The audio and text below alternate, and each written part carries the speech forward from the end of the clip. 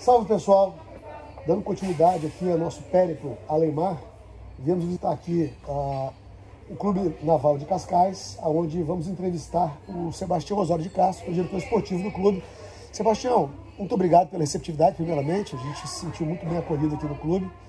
E gostaria que você passasse para a gente um panorama. Vocês tiveram um período de muita dificuldade aqui no clube, de início da atividade da vela, e hoje se transformou num clube que é uma referência mundial. Haja vista hoje realizando aqui o Mundial de TP52, e terminamos ontem aqui o SB20 no Campeonato Português, é isso? Isso mesmo. Isso. Bom, Renato, muito obrigado pelo convite. É um prazer enorme poder estar aqui a falar convosco e poder partilhar a nossa experiência com todos os vossos espectadores. Portanto, nós, o que é que se passou a nível de... Só uma coisa, quero falar sobre a nossa história do pós-Covid ou... Pode dar conta a história total, depois você conta o Covid. Ok, só desde o início. Exato. O clube foi fundado em 1938, com o nome de Secção Náutica Afonso Sanches.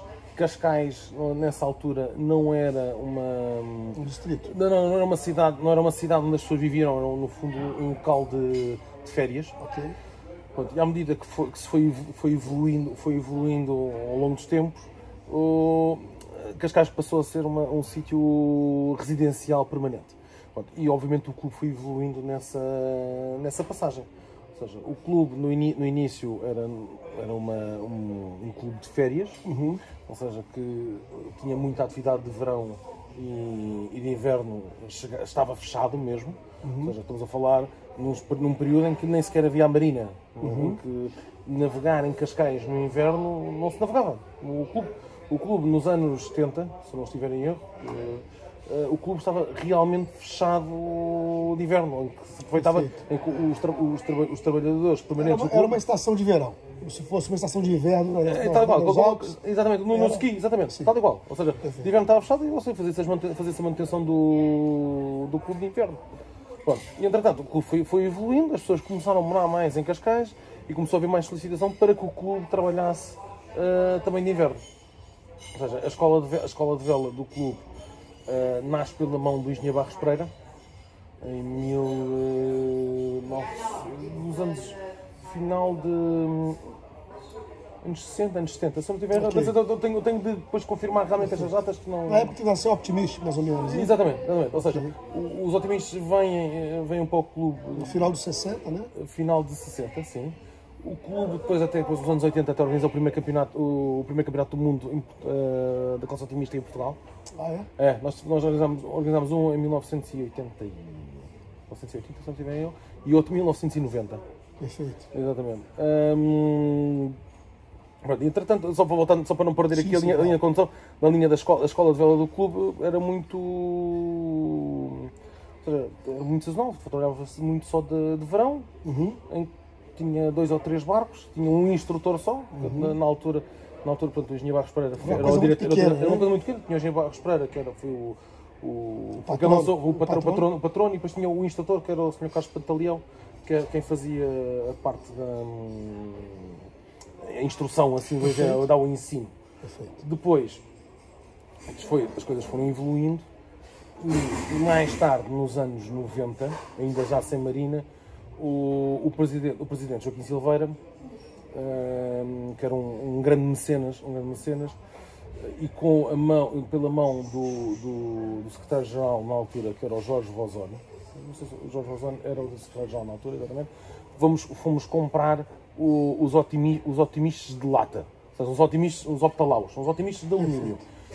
Porquê? Para se conseguir andar sempre sem partir os barcos. Portanto, ou seja, como aqui em Cascais não havia a proteção aqui da marina, as ondas rebentavam na rampa, como se fosse uma praia. Perfeito. E então comprou-se esses otimistas de alumínio, que ainda hoje são usados. E foi aí um ponto de viragem da nossa escola de vela. Entretanto, da nossa escola de vela, mesmo ainda dos anos 90, saíram grandes nomes de referência da vela nacional, como é o caso do Afonso Domingos, do Vasco Serpa, do Vasco Serpa, não, também sim, o Vasco Serpa, do Gustavo Lima, do Jorge Lima, fizeram todos parte desta geração dos anos 80, foram grandes velejadores, ou seja, são todos referências, foram todas profissionais hoje, né? Profissionais hoje, exatamente. O Afonso é profissional, o Vasco foi aos Jogos Olímpicos durante algum tempo e hoje em dia voltou a ser profissional de vela, portanto temos grandes referências dessa altura dos otimistas dos anos 80, pronto. E no início dos anos 90 começamos então, no fundo, não é massificar, mas começamos a popularizar a vela, começamos a ganhar, em que, por exemplo, no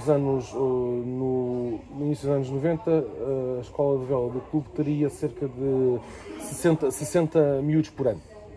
Pronto, comparado, por exemplo, com os dias... Hoje somos quantos? Hoje em dia nós vendemos 800 cursos. 800 cursos por ano? Por ano, sim. Para aprendizado de vela? Incrível, hein? É uma diferença muito grande. Nós temos escala industrial, quase.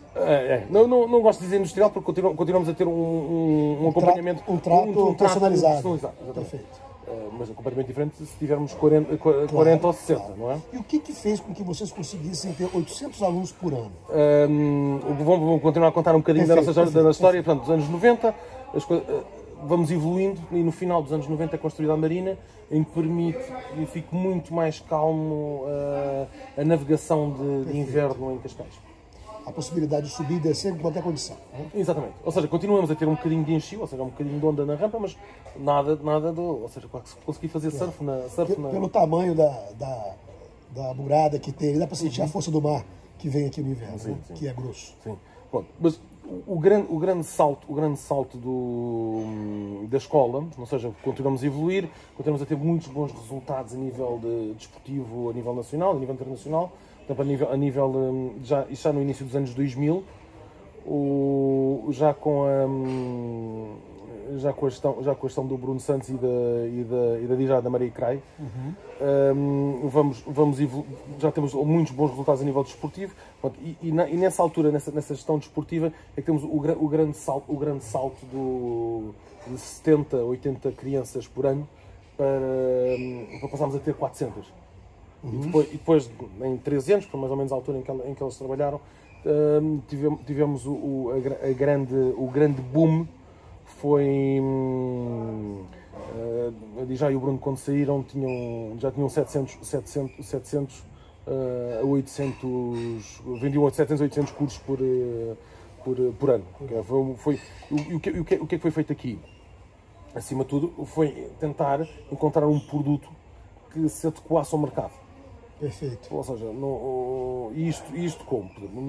Antes, ou seja, há 15 anos atrás, 20 anos atrás, quando eu comecei a andar à vela, ou seja, mesmo no início desta altura de transição, por exemplo, agora vou-lhe dar o exemplo dos cursos de verão, que é o que nós fazemos, não vendíamos o pacote à semana, vendíamos as quinzenas. Fazia-se uma quinzena a primeira quinzena de julho, a segunda quinzena de julho, a primeira quinzena de agosto e a segunda quinzena de agosto. Não tenho a certeza se aqui se vendeu sempre a agosto ou não, mas por exemplo, nos clubes de Lisboa sei que vender cursos de verão em agosto eles não vendiam, ou seja, os clubes em Lisboa chegavam a agosto e fechavam. Acabou a temporada. O que não faz sentido, é uma coisa que chegámos tipo, a dizer que em janeiro fechámos a estância de ski. Sim, perfeito. Não faz sentido. Não faz sentido nenhum. Ou seja, pronto, embora os clubes em Lisboa tenham outra vivência, porque é uma zona mais de trabalho, mas não faz sentido nenhum fechar na altura de... Pronto, e aqui o que é que se começou por fazer? Começou-se a adaptar o serviço àquilo que as pessoas querem. Ou seja, porque o nosso concorrente, ou seja, o nosso concorrente a nível de negócio não é o outro clube de vela. Sim. Outras atividades. São as outras atividades. O surf, canoagem, o futebol, o ciclismo, é tudo. Portanto, nós temos de ter um produto que seja competitivo com o deles. E não estamos a falar de preço. Estamos a falar de uma coisa que se encaixe na vida das pessoas. Perfeito. Ou seja, e então, o que é que foi feito? Primeiro, partiram-se as quinzenas em semanas e começou-se a dar a opção, não nos cursos de verão logo, mas começou a dar a opção de meios dias. Ou seja, em vez de fazer a vela o dia inteiro, passar a ter meio-dia. Isto fazemos muito nos cursos regulares e a experiência é boa, por exemplo, nas turmas mais jovens, ou seja, Perfeito. nos 6 a 8 Primeira anos. infância. Na primeira infância, 6 a 8 anos, meio tempo é espetacular, funciona muito bem, embora, pois, obviamente, em termos de evolução, quando nós chegamos a uma altura, temos que aumentar para o dia inteiro. Para a questão de evolução, mas é ótimo, ou seja, quando chega ao fim de semana, comparar, por exemplo, com o ténis, a atividade. Eles vão 2 horas e voltam para casa. Sim. Vão brincar, vão ver televisão, vão fazer outras coisas. E também a nossa nível de vivência pessoal, ou seja, a dinâmica familiar mudou bastante. Hoje em dia as famílias valorizam muito o tempo em conjunto. O tempo em conjunto. Portanto, nós temos uma solicitação muito grande para que não se ocupasse o dia inteiro e depois, quando eles passam para a parte de equipas de competição, que não se ocupasse o fim de semana completo.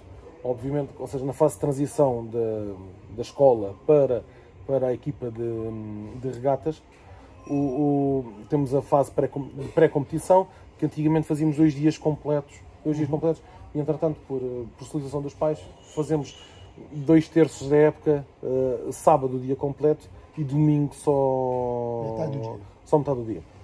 E uma pergunta assim, desculpe interromper, Sebastião. Os cursos, eles acontecem durante o ano inteiro agora ou somente na temporada de verão? Não. Durante o ano inteiro. Portanto, nós agora de junho a setembro temos a época alta, que é a época dos cursos de verão. Ou seja, em que a escola de vela funciona de segunda a sexta-feira. E sábado e domingo são... Como é que eu ia dizer? Colônias de férias? Não, sim. Durante a semana, segunda a sexta, são colónias de férias. Ok. Nós não chamamos de colónias de férias, são cursos de vela, mas com outra denominação. Diria que são mais relaxados. Ok. E depois, de setembro a junho, temos a nossa escola de vela regular, que funciona ao sábado e ao domingo, em que funcionamos por blocos de trimestres, que vai dar mais ou menos 10 aulas por cada curso. Por cada curso. Perfeito. Sim. Uma pergunta, quanto custa um curso de vela aqui? Aqui em Cascais, um curso de verão para não sócio custa 210 €, e um curso de vela de 10 aulas durante o ano inteiro custa 395. Um preço muito acessível, porque, vamos falar, são 21 € por aula. A gente está falando aí, né? 21 €, não, dá 40... 10 aulas, 210, sim. 21 €, é uma pizza.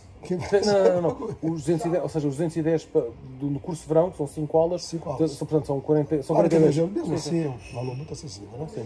E com relação à vela, a escola de vela foi a base para criar a musculatura do clube, né? Sem dúvida. Ou seja, a escola de vela é a gênese de qualquer clube. Porque é um momento em que a pessoa tem o primeiro contacto formal com o clube sem a família. Perfeito. O que é que acontece? Da escola de vela de onde sai tudo, desde os campeões olímpicos, do sócio regular, desde das pessoas que vão fazer a comissão da regata, dos balizadores, dos juízes. Portanto, toda a gente tem de passar... Dos diretores? Toda a gente passou pela escola de vela.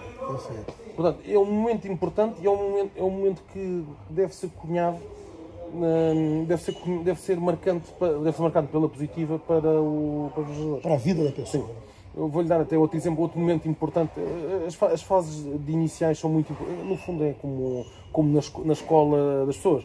Ou seja, a primária e o primeiro ciclo são momentos importantes para todos. Ainda no outro dia, há 3 ou 4 dias, tivemos no clube, quando dei conta, tínhamos 7 ou 8 famílias inteiras no clube, com os filhos. Os filhos ainda não têm idade para a escola de vela, mas são momentos em que se começa a criar o gosto de fazer vida de clube. Ver aquilo, sentir o clima, o ambiente. E criar o gosto de que os mais novos, ou seja, os filhos, antes de irem para a escola de vela, queiram ir ao clube, gostem de ir ao clube. Depois, a partir desse momento, será muito mais fácil eles gostarem de andar à vela e gostarem de vir para a escola de vela. Ou seja, não ser uma coisa má, mas ser uma coisa boa, que eles gostem. Espontânea. Exatamente. sempre coisa natural, assim. E então, a escola de vela é exatamente a base de tudo e é muito importante para nós que a escola consiga alimentar todas estas vertentes da família, da criança, etc. Né? Mas mais importante ainda é que consiga alimentar o clube de sócios. Sim. Ou seja, se tivermos uma escola de vela muito pequenina, o que vai acontecer é, daqui a 20 anos ou 30 anos, o clube não vai ter sócios com barcos à vela. Sim. Para pagar as cotas. Vira um clube social. Vira um clube social. Exatamente. Não. Sim, exatamente. Sim. A profissionalização da escola de vela foi um marco, então, fantástico, né? Porque foi. Eu imagino que vocês viam com uma estrutura de dezenas de alunos para 8 centenas de alunos, houve a necessidade de ter um aparato profissional para lidar com isso, como se fosse uma empresa, um business, um negócio. Sim, né? sim. A nível de profissionalização, obviamente, foi conseguir ir buscar mais treinador, ou seja, obviamente ter a parte toda da gerência desportiva do projeto e conseguir captar dentro da nossa máquina e buscar treinadores para conseguir continuar a alimentar a escola. E a escola é autossuficiente, ela se paga com dinheiro do clube, não é patrocínio, nada. Não, a escola sim. E ela é lucrativa para o clube? Lucrativa, ou seja, é uma fonte de receita para o clube. Sim. Interessante isso. Sim. Sebastião, para conseguir chegar ao ponto, hoje nós estamos aqui, para vocês que não sabem, hoje está acontecendo aqui o primeiro dia de regatas do Campeonato Mundial de ITP 52, que é a Fórmula 1 da vela, onde estão os maiores nomes da vela mundial participando. O que seria para você uma dica, de uma forma, não precisa ser muito ampla, mas condensada, para que um clube ele consiga chegar ao Olimpo, como hoje nós estamos aqui com o Clube Naval de Cascais, dentro desse cenário da vela mundial? A minha primeira dica seria, é preciso trabalhar muito, é preciso conjugar os interesses nas três vertentes. A primeira, os interesses dos sócios, que estejam alinhados com os interesses da direção do clube, ou seja, mesmo da gerência, ou seja, da management mesmo do clube, ou seja, da administração do clube. E depois, a nível dos profissionais, que no meu caso, todos que trabalhamos aqui, trabalhamos exatamente todos alinhados nos mesmos interesses. Esse é a minha maior dica. É uma sinergia, não é? Todos temos de saber, ou seja, onde estamos, temos de saber todos. A primeira coisa é saber onde estamos, para onde queremos ir e como queremos ir. Sim. É a primeira... E o porquê queremos ir, né? E o porquê, sim. O porquê, sim. Onde estamos... É a base de tudo. Isso começa ainda antes, que é o porquê. Primeiro temos de saber o porquê. Exatamente. Mas é bastante importante que estejam todos os interesses alinhados para conseguirmos puxar. Obviamente, os clubes não são empresas, os clubes são dos sócios. Ou seja, e quando há mudanças de interesses da base dos sócios, da base associativa, mudam-se as direções e pronto, e muda-se o paradigma de gerência.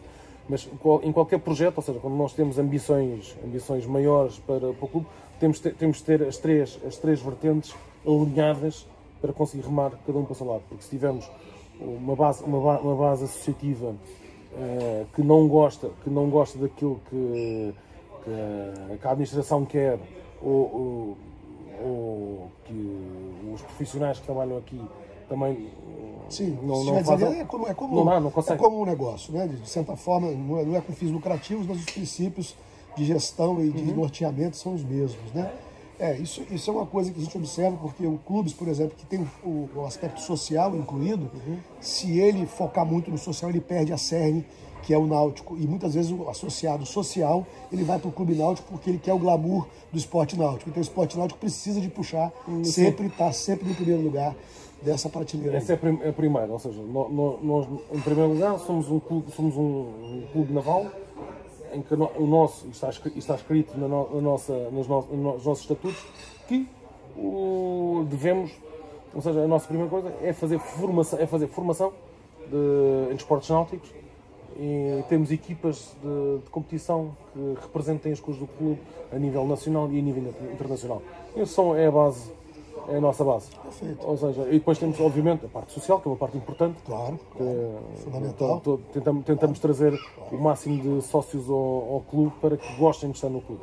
Até ontem eu presenciei aqui o pós-regata do SB20, uma confraternização muito salutar entre os jogadores aqui, tomando uma cervejinha, batendo papo. Isso é muito bonito, é muito importante. Eu costumo dizer que a vela é um esporte para a vida. É para a vida. E poucos esportes trazem uma analogia tão próxima entre a vida real, a vida profissional e o esporte que se pratica. Né? Porque a vela, no mar você não tem direito nenhum, você tem apenas deveres. E isso que nos une. Né? Sim. Sebastião, muito obrigado pela sua valiosa contribuição. Tá? Muito obrigado. Você estando no Brasil, convidado nosso para conhecer o nosso clube. E se Deus quiser, até lá a gente está com uma escola de vela com mais alunos e com mais títulos também. Muito obrigado, Muito obrigado. Valeu, irmão. Sensacional. Muito obrigado.